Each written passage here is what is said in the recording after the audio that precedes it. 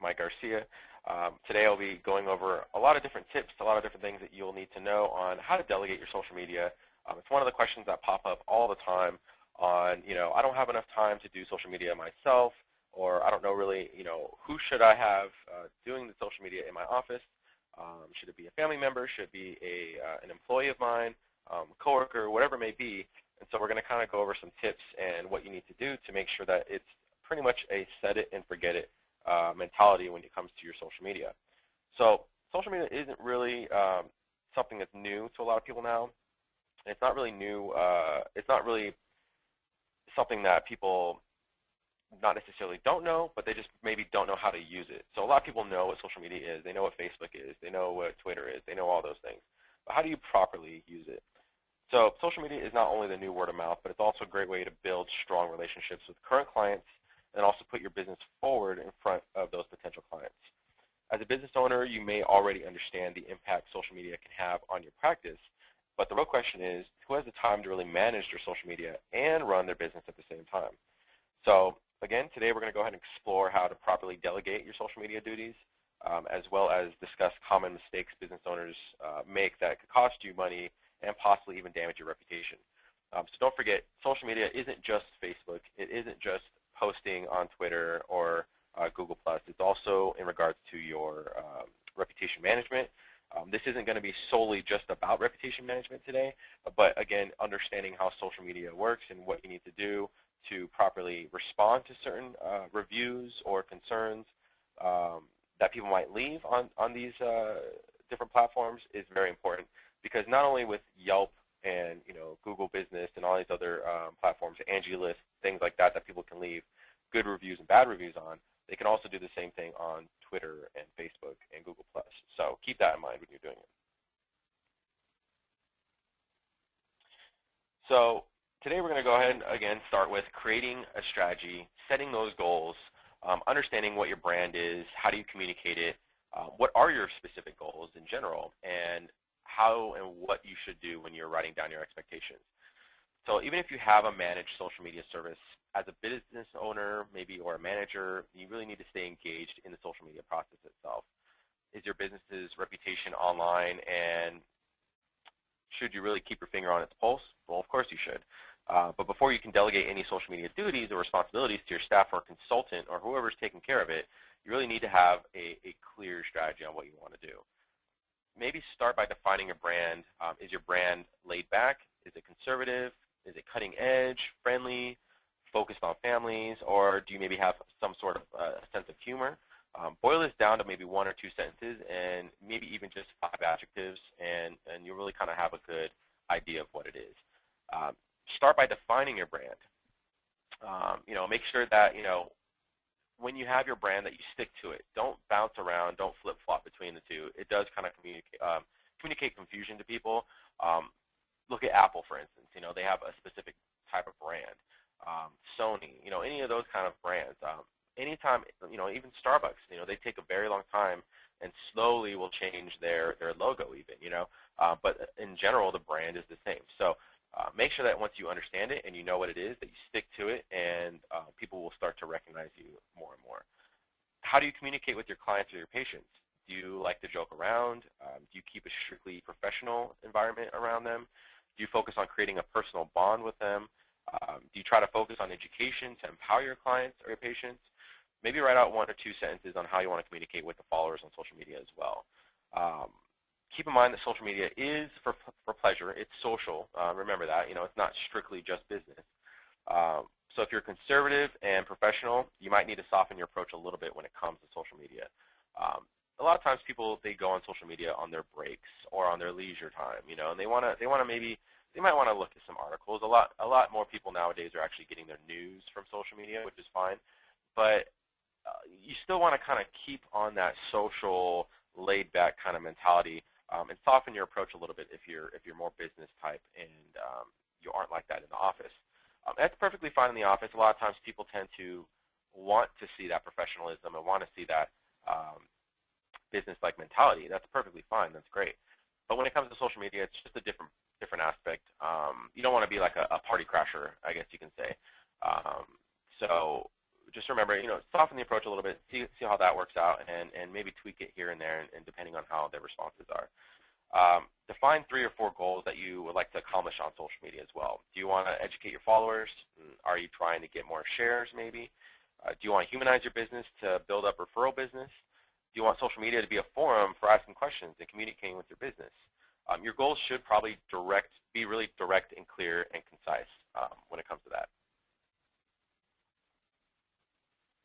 And then last but not least, write down maybe 2 or 3 sentences regarding what you expect from the person helping with your social media.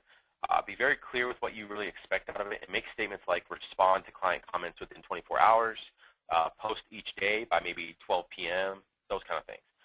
That will help to give them an idea of what you expect out of them, so that way you're consistent with the way you're doing things on social media, and they don't try to kind of just go in blindly with it.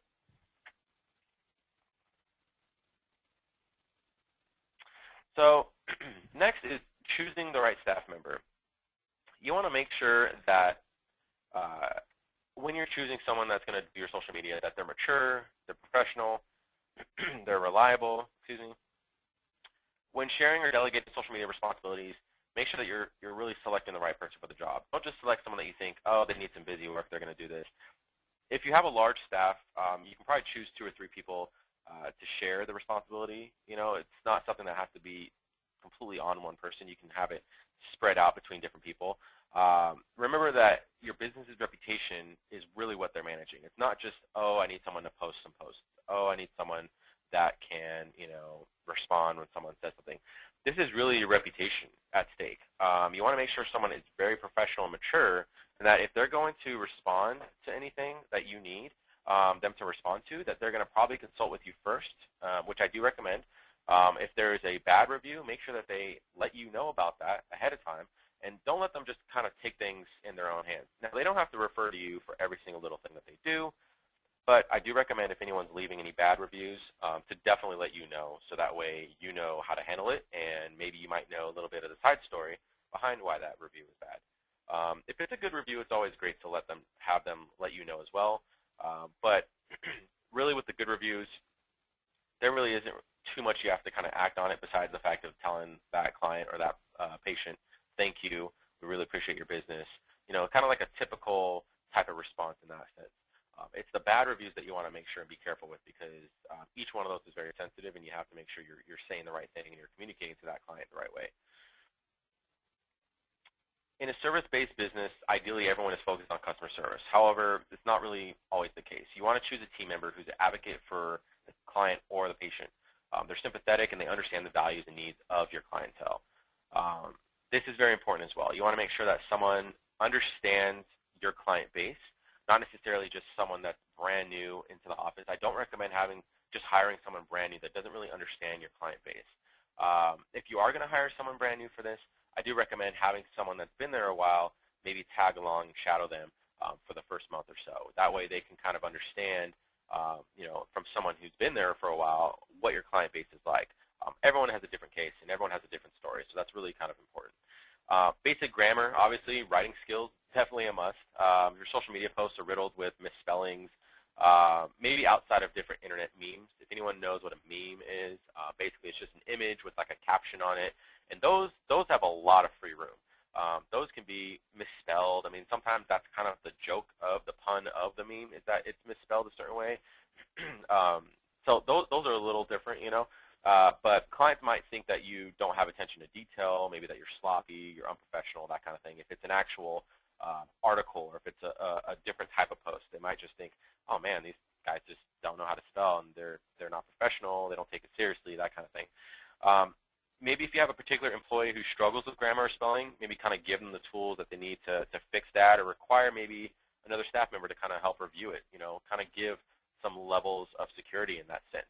If someone's going to post something, make sure a couple people take a look at the post just to double check it before it actually goes out. We actually do that here at iMatrix. We make sure we have kind of like a committee. So we make sure that, any of the posts that we have go out for our corporate site, it's going to go ahead, excuse me, it's going to go ahead and get kind of reviewed by a couple people, and myself included, before we post it. So, always do that. If that's something that you want to take, the helm on, that's perfectly fine. But again, this whole thing is how to get your staff engaged so that you can build your practice and practice what you preach kind of thing. You want to be able to help your clients out and your patients out and not worry so much about the social media part of it. So a college student joins your staff part-time. They're always on their personal Twitter. Are they really right for the job? That's kind of one of the biggest questions. They're always on their personal Facebook, their personal Twitter. They might be current on social media trends, and they might have personal familiarity with social media, but do they understand your business? Again, the needs of your clients, the value proposition of your services. Really, in many cases, it's quicker to train someone how to use social media than to learn your business inside out. So start probably with someone that's already working in your office, who's been there and understands how your office works, how your practice works, before you decide to go ahead and get someone that's completely brand new. Oh, sorry, skip there. So next is train, track, review, and train again. Once you choose the candidate, that you're going to train, share your strategy, goals, expectations, share all that information with them. Putting all that in a short one-page document is probably a good idea and really shouldn't take too much time. It's really good for you to have that document as well, so that in case this person doesn't work out, you can easily just give the document to the next person going forward. After sharing your expectations, maybe set them up for success with a certain type of training that you can give them.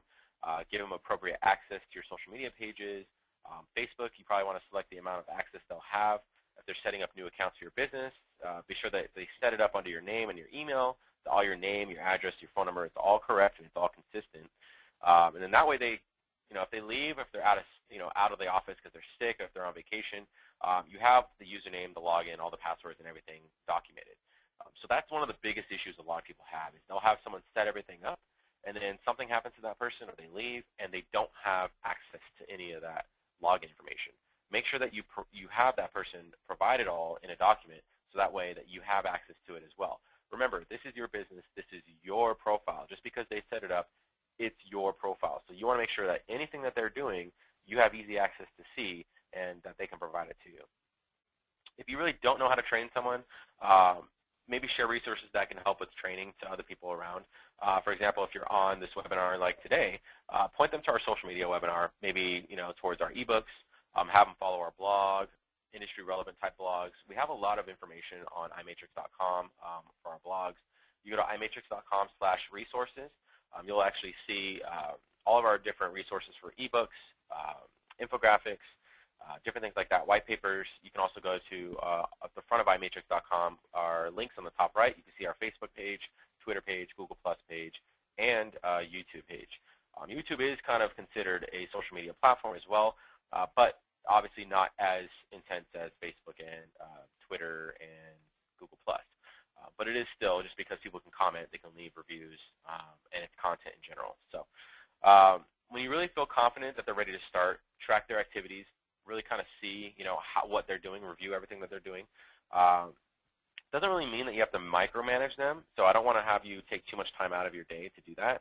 It just really simply means that you take a quick look at your social media profiles, maybe at the end of the day or at the end of the week, to kind of see what they're sharing, what they're doing, and just really kind of gauge how their work looks.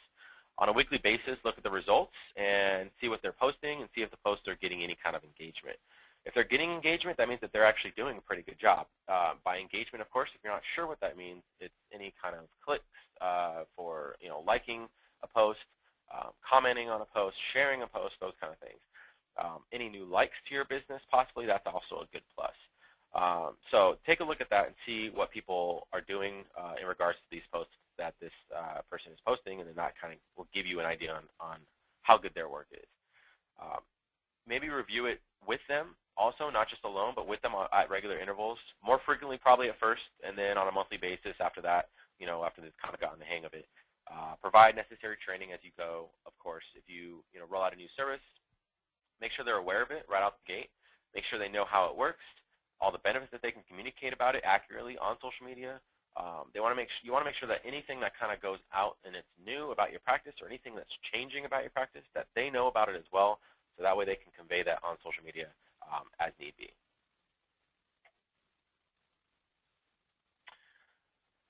Again, you want to provide guidance to them. It's very important. Make sure that they aren't just going in blindly. Don't really ever hesitate to provide this guidance to them. The only caveat is that you don't want to micromanage your activity, since the creativity is kind of often stunted by micromanagement, and they really need to kind of try out different approaches to see what works. Maybe they aren't getting engagement right away, so they need to kind of try some different things. So kind of let them fly free a little bit, and not saying let them fail on their own, but just try to give them a chance to see what they can do to fix it. That's a great way of gauging, their capabilities and their competency as well. Is, a lot of times the best way you can gauge someone is, if they fail, how do they pick themselves back up? How do they fix it after that? Anyone can fail. That's not a problem. Everyone's human. Anyone can fail. It's how they achieve, and succeed after that failure. How do they get over it? How do they, prevent future failures, kind of thing. So, you want to make sure that you kind of give them a little bit of room. Of course, if they keep failing, then of course there's the problem. But you want to at least let them fail once or twice so that they can understand and kind of gauge what they need to do for that. Now, keep in mind, you might not always see how something can be popular by your followers, or popular to you, but your followers actually might love it. Social media is one of those things where, you might look at it and say, I don't know about that post. That picture just, it doesn't convey what I want. And sometimes you're right. And there's other times where it's like, you know what, this is trending and a lot of people love it, and it's different. That's how social media works. Now, as long as you're not getting too racy or too outside the box of what you feel should be portrayed for your business, feel free to go forward with it. And remember, it's social media. It's not permanent. You can delete it. If it ends up that, you post something and it just didn't really work out the way you wanted it to, delete it. That's perfectly fine. Essentially, you want to make sure that you connect with your audience on two different levels, about your services and something that they'll find interesting. Even if it's a celebrity that has to do something with service. If it's a celebrity doing yoga, or a celebrity that has a pet that they, took to the vet, or had this new pet food or whatever that they're promoting, whatever it may be. People like that. They see a familiar face, they'll instantly just like it and they'll engage with it. And again, if they engage with your posts, anyone that doesn't like your page that they're friends with will see it because they engaged with you. So that's why engagement is so important, even with things that you think aren't going to be engaging in your personal opinion. If it's engaging to your viewers, that just gives you the opportunity to spread the word about your practice and how fun and how friendly your practice is to people that don't know about you and aren't liking your page. So that's how social media works. So we want to make sure and keep that on top of mind. And make sure that, if you're planning to promote different services at different times, that you are sharing those specials, sharing those promotions. Maybe give them an extra incentive on the promotion if they're following on social media. Maybe put like a promo code. If they mention this promo code in the office, you can give them an extra 5%, something like that. And maybe try that out. That gives you an idea on what works and what doesn't. It's always a great idea to try that and see if people flock to it and gravitate towards it. So next is you want to make sure you stay involved. At some point, you will have a strong comfort level with your social media manager or consultant or whoever it may be, and you may not talk to them very much about the social media part, but don't let your confidence in their work and ability lose track of your online reputation. Stay tuned into it. Make sure that if you're talking to them, you're at least kind of staying involved, even if it's less frequent intervals than what you are used to, or maybe it's kind of gone down from what it used to be. At the end of the day, it's your business, it's your online reputation, and those kind of things can help or hurt your bottom line. You should never be surprised by what happens with your social media. Staying involved means that you aren't surprised by any bad news. In fact, people leave companies or take leaves of absence. It's another reason why you want to stay involved. You want to make sure that, if someone's leaving, if they're on vacation, that you stay involved with, them, what they're doing on your social media profile. If maybe there's a bunch of reviews that didn't get, answered or replied to. Again, if it's a bad review, definitely want to kind of step back and understand what the bad review is about and try to see how you can respond to that client. If it's a good review, you definitely want to respond to them because that will make them feel like their voice is being heard. And the more people that understand, or the more people that believe that you're actually listening to what they're saying, the more likely they're going to refer someone to you. So people leave all the time. You want to make sure that if they leave, they don't take your social media profiles with you. Make sure that they have all of their login info, jotted down, documented, so that way that you have it and you're able to track it later down the line. And whenever someone comes in to fill in that role, you can easily just transfer it over to them. So the most common mistake that we'll probably see business owners make is putting the wrong person in charge of their social media. They could be wrong for the job for any number of reasons. Probably, they don't understand social media. They're immature. They misspell everything. They don't use really, proper grammar. They're unprofessional. Maybe they just don't understand your audience. Again, leading back to making sure that you have someone that understands your clientele. Don't put a person in charge of your social media just simply because they use Facebook on a personal use. That's the biggest mistake I see all the time. They must understand the business implications, and audience are different than personal usage. Just because you have a Instagram, a Facebook, Google Plus, whatever it may be, and you post all the time, and you post all day, every day, that doesn't mean that you're an expert, because it's different posting personal than it is posting for business, and you need to understand that. So make sure that if there's any unprofessional posts, that you delete them. If there's a bigger issue, if this is really kind of an ongoing occurrence, make sure you sit them down and talk to them, but again, you can still delete them. All posts really need to be relevant to your audience and your business. So if your social media manager or consultant is posting about personal happenings or maybe saying inappropriate things to followers, make sure you take an action immediately. Talk to them, maybe provide training, and if none of that really works, remove their posting privileges altogether. That way they just don't, post anything. If that is solely their job, then you might need to look elsewhere, unfortunately. Posting more than 3 times a day can really kind of start to fatigue your followers. Make sure you don't post too often. Maybe instruct them that quality is much better than quantity, and if needed, really give them limits. So, example, only post 3 times a day, or 2 hours apart, or whatever it may be. But just don't post any more than that. Don't post 5, 6, 7 times, because people think that it's spam, and a lot of people just don't like that. And so, in conclusion, make sure that your employees are involved. That's the biggest thing to help get this off of your plate and have them help out. Social media really thrives on ingenuity and innovation. The best way to harness these 2 things is through empowerment. Really, when you empower your employees to participate in your social media, you can probably, see a lot of great results. But, however, innovation really can be the best when focused and slightly moderated a little bit. So, encourage creativity within the guidelines and create a positive social media presence. Make sure that, again, you're starting off by, when you delegate it to someone, you are tracking the results in the beginning and then slowly wean off of it. You're also making sure that they understand the business. If anything happens that is a bad review or a good review, that you understand that you know about it right away, especially if it's a bad review. And just kind of track the results, track the metrics, see what happens, week after week, or even every 2 weeks if need be, and just kind of see if what they're doing is working. Maybe maybe you don't really care about that. Maybe you just need someone to post some stuff so that you can kind of keep in the mind of the readers, of the people that follow you. That's perfectly fine, but just because you don't want to worry too much about oh, I don't care if anyone engages with it or anything, I just want to get some posts out, there can still be detrimental effects on your business if people start leaving bad reviews and you keep that mentality. So make sure that when you're checking these things, that if someone is leaving bad reviews, that you're jumping on it right away, and you look at each scenario as an individual case. Okay, so we're going to go ahead and leave some time open for some questions. If anyone has any questions, feel free to go ahead and type it in the question answer module. I'll go ahead and give it a few minutes to go ahead and answer those. And again, if anyone else doesn't have any questions, I do want to thank you for stopping on by. If you have questions on social media and you're not really sure what to do, maybe you have some more questions that you'd like to talk to someone on the phone about with, give us a call, 1-800-iMatrix. We have internet consultants. Our whole company here knows everything about social media. That's all we do all day.